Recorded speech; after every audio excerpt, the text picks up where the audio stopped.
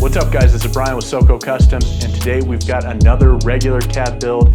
This time it's in the form of a 2022 Ford F-150 in this Ryobi green color.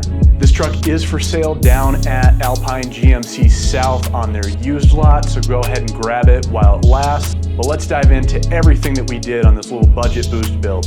We sent it up on the 2-inch rough country leveling kit, and this made room for the 33 1250 Kenda Klever tires. These are one of our favorite tires down here at the shop. They are great on-road, they don't make too much noise, but they're also great off-road, great in snow and ice.